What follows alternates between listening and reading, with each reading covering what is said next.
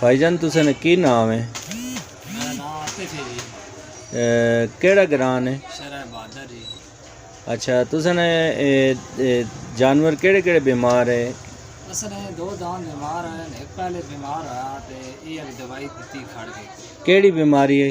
दाने वाली है, दाने वाली बीमारी है। अच्छा सोजा नहीं, अल्लाह मेहरबानी की थी ठीक हो गया इस दवाई ना।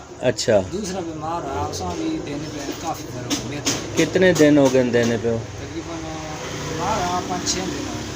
हूँ काफ़ी फ़र्क है। रुपए जो कितने पैसे फ़र्क है? काफ़ी फर्क है। तकरीबन रुपए जो 8 आने फ़र्क है। 8 आने फर्क। खाना पीना ठीक है, खाना पीना खराब, बुखार वगैरह नहीं होना, हल्का बुखार नाल ते दवाई दाने शाने उसने खत्म हो, दाने उत्थे ही खत्म हो गए। खत्म हो गया। ते अगला दान जड़ा उसा काफ़ी लम्मा बीमारी रही, लेकिन ये दवाई असा लेट पता चली, असा खंड पीती अल्लाह ने हमारा आगे सेट हो सही चलना शरना था, गली करना था, पानी सही पीना था। अच्छा अच्छा कौन उठना था ते तुसें ने जेड़े होर दोस्त हैं बड़े परेशान हैं, असें ने जेड़े जिम्मेदार हैं उन्हां की मशवरा देना? करने अभी दवाई खा दो, माई कोप सिरप पिलाओ भाई। सिर्फ बुलाओ शफा अल्लाह दे। जी जी शफा मां जान बल्ला, लेकिन तुसा फायदा होया? फायदा होया तुसा किस? फायदा होया असन ग्रां दो बंदे ने खड़ी दवाई असा ऐसा करी।